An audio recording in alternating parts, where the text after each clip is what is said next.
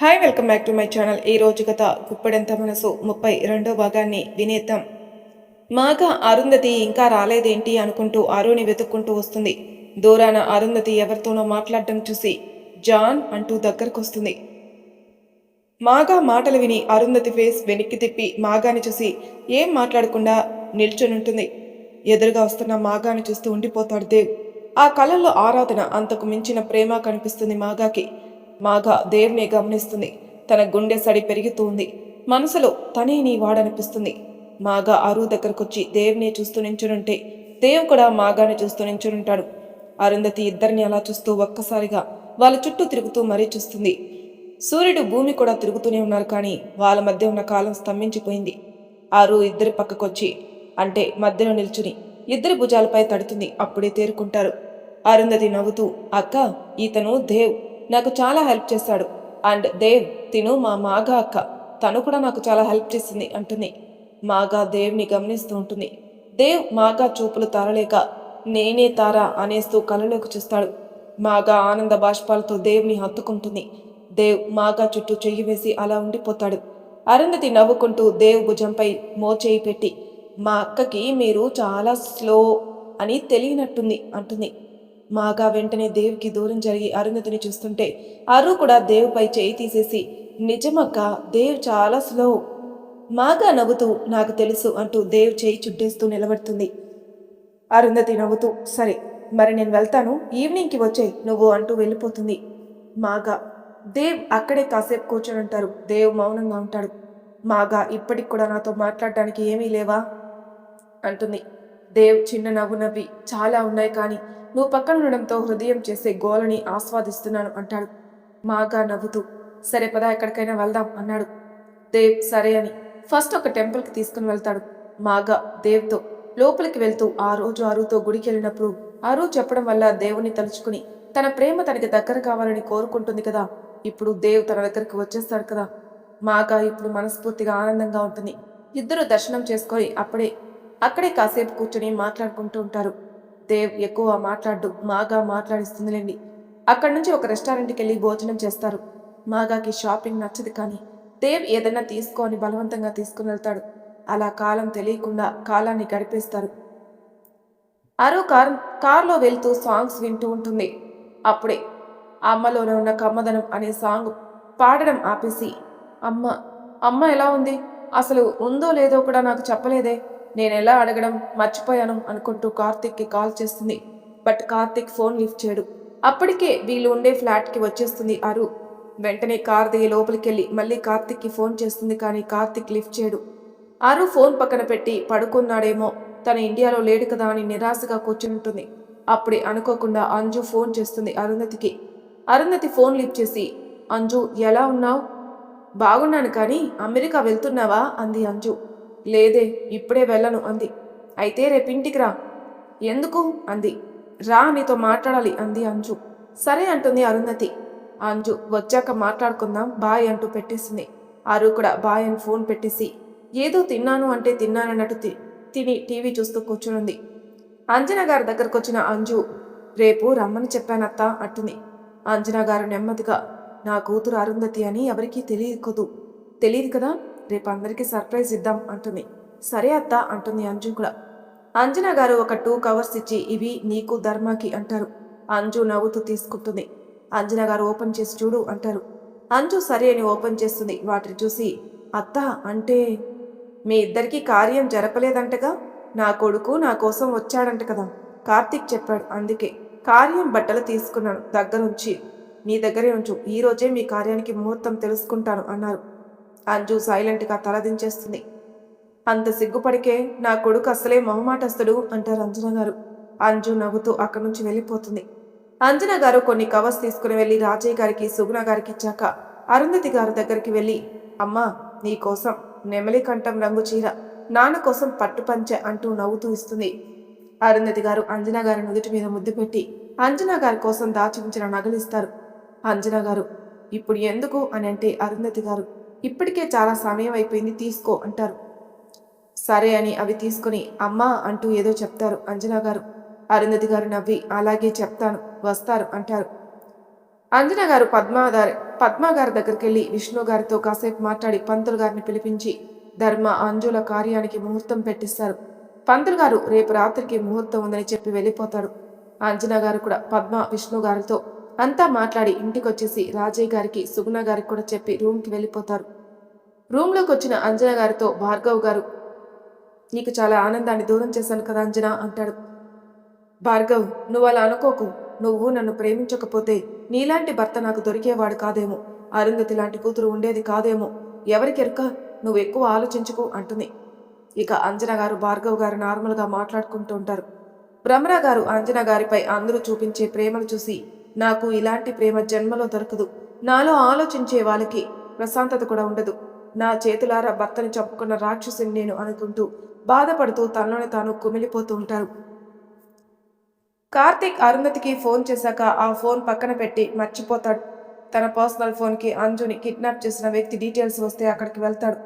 ధర్మకి commissioner ఇచ్చిన address note చేసుకున్నాక ఫోన్లో అరు ఇచ్చిన రిప్లై చూసుకొని ఆ ఫోన్ని పక్కన పెట్టేసి తను కూడా మర్చిపోయి కమిషనర్ చెప్పిన అడ్రస్కి వెళ్తాడు. ఇలా ఎవరి దారిన వాళ్ళు వెళ్తాడు. కార్తీక్ అతని ఇంటికి వెళ్ళి ఎటు వెళ్లాలో అర్థం కాక వెనక నుంచి గోడ దిక్కి లోపలికి వెళ్తాడు. ధర్మ డైరెక్ట్గా లోపలికి వెళ్ళిపోతాడు. అలా ఇద్దరు ఒక ఇంటికే చేరుకొని అంతా వెతుకుతూ ఒకరికొకరు ఎదురు పడతారు. వాళ్ళకి తెలియని చోట ఒకరికొకరు ఎదురు పడేసరికి ఒకేసారి నువ్వేంటిక్కడ అని అంటే నువ్వేంటిక్కడ అనుకుంటారు. అలా ఇద్దరు ఆశ్చర్యపోయి ఆ తర్వాత అంజుని మోహించి కిడ్నాప్ చేశారని కార్తీక్ చెప్తే ధర్మ అరుని ఫోన్ కాల్స్తో ఇబ్బంది పెట్టాడంట్రా అని ఇద్దరు ఎందుకొచ్చారో చెప్పుకుంటారు. వీడికుందిరా నా చేతుల్లో, చచ్చాడు వెధవ అంటూ కోపంగా హ్యాండ్స్ ఫోల్డ్ చేసుకుంటూ ఉంటాడు కార్తీక్. ధర్మ, కూల్ రా, నీకు ఇంకో న్యూస్ చెప్పాలి. ఏంటది? వీడేరా భ్రమరా కొడుకు, వీడు ఫుల్ డీటెయిల్స్ గ్యాదర్ చేశాన్రా, అప్పుడే తెలిసింది. కార్తీక్, నిజమా అంటాడు. హా నిజం అన్నాడు ధర్మ కూడా. ఇంకా వీడి పెళ్ళి నా చేతుల్లోనే అన్నాడు కార్తీక్. ధర్మ కూడా సరలే పద, ఎక్కడున్నాడో వీడు అంటాడు. యోగి ఒక వ్యక్తితో మాగా అరుంధతుల్ని అమ్మించేయడానికి ప్లాన్ చేస్తూ ఒక రూమ్లో ఉంటాడు. ఆ రూమ్లో ఇంకొంతమంది రౌడీలు కూడా ఉంటారు. ఆ రూమ్ బయట ఇంకో నలుగురుంటారు. కార్తిక్ ధర్మ వెతుకుతూ అక్కడికి వెళ్ళి బయట ఉన్న నలుగురిని ఏ సౌండు లేకుండా ఫినిష్ చేస్తారు. అప్పుడే డోర్ తీసుకుని అక్కడున్న ఇంకొంతమంది రౌడీలు బయటకు వస్తారు. కార్తిక్ ధర్మ ఒక పక్కకి తప్పుకుంటారు. నేలపై పడి ఉన్న వాళ్ళ రౌడీలను చూసి అన్నా అని కొంతమంది అరిస్తే సార్ అంటూ ఇంకొంతమంది అరుస్తారు. అప్పుడే లోపల నుంచి యోగి అంటూ ఇంకొక వ్యక్తి బయటకు వస్తాడు. ధర్మ కార్తిక్ పక్క నుంచి వాళ్ళని చూసి నించుని ఉంటారు. ఆ తర్వాత ధర్మ పోలీసులకి ముందుగానే ఇన్ఫార్మ్ చేయడం వల్ల అక్కడికి పోలీసులు వస్తారు. కార్తిక్ ధర్మ వాళ్ళని పోలీసులకి అప్పగించి ఎవరిళ్ళకి వాళ్ళు వెళ్ళిపోతారు. కార్తిక్ ధర్మ ఇంటికి వచ్చాక ధర్మ బాయ్రా అని ఇంటికి వెళ్ళిపోతాడు. కార్తిక్ ఎవరికి కనిపించకుండా రూమ్కి వెళ్ళి ఫ్రెష్ అయ్యి అక్కడ ఫైట్ చేయడం వల్ల గాయం అవుతుంది. ఆ గాయానికి ఆయింట్మెంట్ పూసి కాటన్ పెట్టి కాసేపు తర్వాత షర్ట్ వేసుకునేస్తాడు. సుగుణ గారు వచ్చి భోజనం ఇచ్చి వెళ్తారు. కార్తిక్ భోజనం తిన్నాక బెడ్పై పడుకుని ఇక ఏ ప్రాబ్లం లేవు అరుంధతి, భ్రమర సంగతి అత్త చూసుకుంటుంది, ఇక ఆ యోగి ఇప్పట్లో బయటికి రాడు అనుకుంటూ నిద్రపోతాడు అలసిపోయి. ఇటు ధర్మ కూడా అంతే ప్రశాంతంగా పడుకుంటాడు. అందరూ ప్రశాంతంగానే ఉన్నారు కానీ అరువుని ఆలోచిస్తూ ఉంటుంది. మాగా ఫ్లాట్కి వచ్చాక ఫుడ్ ప్రిపేర్ చేసి అరువుకి తినిపిస్తూ దేవ్ గురించే మాట్లాడుతూ ఉంటుంది. అరు నవ్వుతూ వింటూ ఉంది. ఆ తర్వాత మాగాతో రేపు కార్తిక్ వాళ్ళింటికి వెళ్తున్నా, నువ్వు కూడా రా అక్క అని అంటుంది. మాగా సరే వస్తాను, దేవ్ కూడా రేపు ఎక్కడికో వెళ్ళాలంట అంటారు. అరుంధతి మాగా అలా మాట్లాడుకుంటూ ఆ రాత్రికి నిద్రపోతారు. అంజన గారు అరుంధతి వస్తుందని తన ఏర్పాట్లో తనుంటారు. అందరికీ తెల్లారింది. అరుంధతి మార్నింగే లేచి రెడీ అయి మాగాని రెడీ అవ్వమని లగేజ్ జస్ట్ 2 డేస్కే సర్దుతుంది. మాగా కూడా రెడీ అయి వచ్చాక ఇద్దరు కలిసి బయలుదేరతారు. దేవ్ కూడా మార్నింగే రెడీ అయి కార్తిక్ వాళ్ళ ఇంటికి బయలుదేరతాడు. కార్తిక్ నెమ్మదిగా ఫ్రెష్ అయి డ్రెస్అప్ అయి బయటకు వచ్చేసరికి ఇంటికి బంతి మాలలు వేలాడుతూ ఉంటే గుమ్మాలకి తోరణాలు కట్టుంటాయి. చాలా మంది ఇంట్లో ఉంటారు. వాళ్ళ మధ్యలో ముద్దమందారంలా మెరుస్తూ అంజన గారు కనిపిస్తారు. కార్తిక్ అంజన గారిని చూసి అత్త ఇంటికి రావటమే కలొచ్చేసింది అనుకుంటూ కిందికొస్తుంటే అంజన గారు కార్తిక్ని చూసి రే ఈ డ్రెస్ ఏంటి అంటూ ఒక కవర్ ఇచ్చి పంచి కట్టుకొనరా అంటారు. కార్తిక్ షాక్గా అత్తా అంటాడు. ఈ రోజుకి ఇలా కట్టుకోరా, నీ బావకు కూడా ఇచ్చి ఇద్దరు రెడీ అయ్యిరండి అంటారు అంజన గారు. కార్తిక్ కవర్ తీసుకుంటూ ఈరోజు స్పెషల్ ఏంటత్తా అన్నాడు. నేనున్నా చాలదా, ఇంకేం స్పెషల్ కావాలి నీకు అన్నారు అంజన గారు. కార్తిక్ నవ్వుతూ నిజంగా నువ్వే మాకు స్పెషల్ అంటూ అంజన గారిని చుట్టేసి ఈరోజు దేవ్ వస్తున్నాడు, వాడికి తీసుకురాలేదురా, ఇప్పుడే మామయ్యని పంపి తెప్పిస్తాను అంటారు అంజన గారు. సరే అత్త అంటూ కార్తీక్ అక్కడి నుంచి వెళ్ళిపోతాడు. భార్గవ్ గారు కూడా వైట్ షర్ట్ వైట్ పంచలో ఉంటారు. అంజన గారు భార్గవ్ గారి దగ్గరికి వెళ్ళి, మీరు టౌన్కి వెళ్ళి ఇలాంటి వైట్ షర్టు పంచ తెచ్చేయండి ఫాస్ట్గా అంటారు. సరే అని భార్గవ్ గారు బయలుదేరుతుంటే అంజు వస్తుంది. అక్కడికి భార్గవ్ గారిని చూసి, నమస్తే మావయ్య. భార్గవ్ గారు కూడా చిన్న స్మైల్ ఇస్తారు. అంజు అలా రావడం చూసి, ఏమైంది అంజు అంటారు. అంజు, అత్తమ్మ, అరుంధతితో మాగా అని తను అక్కలా ట్రీట్ చేసే అమ్మాయి కూడా వస్తుందట. తనెవరో దేవున్నాడంట కదా, తన లవరట. అంజన గారు, ఓహో, నీకెవరు చెప్పారే? అరు ఇప్పుడే ఫోన్ చేసి స్టార్ట్ అయ్యాను, నాతో ఇలా ఒకరు వస్తున్నారని చెప్పింది. సరే రానీలే అంజు, నువ్వు వెళ్ళి రెడీ అయ్యిరా అంటారు అంజన గారు. అంజు సరే అని వెళ్ళాక అంజన గారు భార్గవ్ గారికి కావాల్సినవి చెప్పి పంపిస్తారు. భార్గవ్ గారు కారులో ఫాస్ట్గా వెళ్ళి తీసుకుని వస్తారు. 10 అవుతూ ఉండగా దేవ్ కార్తీక్ ఇంటి ముందు కారు ఆపుతాడు. కార్తీక్కి దేవ్ ముందే ఫోన్ చేయడంతో ధర్మ వాళ్ళంటి బయట నుంచోడి ఇక్కడికి రమ్మని పిలుస్తాడు. దేవ్ వస్తున్నానని అక్కడికి వెళ్తాడు. భార్గవ్ గారు కూడా అప్పుడే వస్తారు. అంజనా గారు భార్గవ్ గారి దగ్గర ఒక కవర్ తీసుకుని ధర్మ వాళ్ళంటికి వెళ్ళి దేవ్ని కట్టుకోమని చెప్పి ఇచ్చి వచ్చేస్తారు. దేవ్ అది తీసుకున్నాక కార్తీక్ని చూసి, చాలా స్మార్ట్గా ఉన్నావురా అంటూ ధర్మాన్ని చూసి, ధర్మ నువ్వైతే హాట్గా ఉన్నావు అంటూ నవ్వుతాడు. కార్తీక్, నువ్వు కూడా ఉంటావులే కానీ వెళ్ళి డ్రెస్ చేంజ్ చేసుకొనిరా అంటాడు దేవ్ని. వీళ్ళు ముగ్గురు రెడీ అయి కార్తీక్ వాళ్ళ ఇంటికి వస్తారు. ఆ ఇంట్లో ఉన్న వాళ్ళందరినీ చూసి దేవ్ ఆశ్చర్యపోయి, ఏం జరుగుతుందిరా అంటాడు. ఇంట్లో ఉన్న వాళ్ళంతా గోల్డ్ కలర్ డ్రెస్లో గోపికమ్మ గెటప్లో ఉంటారు. కార్తీక్, చూడు తెలుస్తుంది అంటాడు. ఇదంతా ఎందుకు కార్తీక్ అంటాడు ధర్మ. అత్తయ్యకి కృష్ణుడు అంటే ఇష్టం కదా, ఇన్నేళ్ళు తను ఆయన్ని సేవించినదే లేదు కదా, అందుకే అందరినీ గోపికల్లా రెడీ అయ్యేలా చేసింది. ఇప్పుడు వీళ్ళంతా కలిసి కోలాటం, అదే దాండి ఆడతారు, బాలే ఉంటుంది, చూస్తూ ఉండండి. అంజు కూడా గోపికమ్మ గెటప్లో రెడీ అయి వచ్చి అంజన గారితో, అత్త మా వదిన వచ్చేసింది అంటుంది. అవునా అని మురళిని ఊదే కృష్ణుని విగ్రహాన్ని తీసుకుని వెళ్ళి ఇంటి ముందు ఉన్న శివుని విగ్రహంతో పాటు పెట్టి లోపలికొచ్చి అందరినీ పిలిచి, ఇక మొదలు పెట్టండి అంటారు అంజన గారు. ధర్మ, దేవ్, కార్తీక్ చూస్తూ ఉంటారు. ఇక సాంగ్ స్టార్ట్ అయిపోయింది.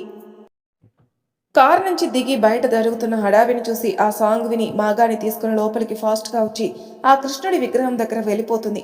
వీళ్ళిద్దరూ అలా కృష్ణుడి విగ్రహం ఎదురుగా ఉంటే వీళ్ళ చుట్టూ ఉన్న వాళ్ళంతా దాండి ఆడుతుంటారు. అరు రావటం పైనుంచి చూసిన అంజన గారు కన్నీళ్లతో లోనికి వెళ్ళి డ్రెస్సులు తీసుకుని మాగా అరుంధతుల మీద పడేటట్టు పైనుంచి కిందికి వేసి పక్కకొచ్చేస్తారు. మాగా అరుంధతి వాటిని చూసి ఆశ్చర్యపోతుంటే అంజు వెళ్ళి వాటిని వేసుకురండి అని సాంగ్ని ఆపేస్తుంది. అరుంధతి, కృష్ణ తన్మయత్వంలో నవ్వుతూ వెళ్తుంది. మాగా కూడా అరు వెనకే వెళ్తుంది. ఇద్దరు ఆ గోపికమ్మ డ్రెస్లో రాగానే మళ్ళీ సాంగ్ స్టార్ట్ చేస్తారు. కంటిన్యూగా దేవ్, కార్తీక్, ధర్మ కూడా కాసేపటికి ఆ గుంపులోకి వస్తారు దాండి ఆడడానికి. అరుంధతి కృష్ణుని తన్మయత్వంతో పడి వీళ్ళు ఎక్కడున్నారు, ఎప్పుడొచ్చారు ఏమీ పట్టించుకోదు, సాంగ్లో లీనమైపోతుంది. అలా ఆ కృష్ణుని చుట్టూ తిరుగుతూ కోలాహలం ఆడుతూ నవ్వుతూ ఉంటారు. మరి తర్వాయి భాగంలో ఏం జరుగుతుందో నెక్స్ట్ ఎపిసోడ్లో తెలుసుకుందాం. అంతవరకు నా ఛానల్ సబ్స్క్రైబ్ చేయని వాళ్ళు ప్లీజ్ సబ్స్క్రైబ్ చేసుకోండి, లైక్ చేసి షేర్ చేయండి. మీ అభిప్రాయాలు నాకు కామెంట్ రూపంలో తెలియజేయండి. Thank you for listening.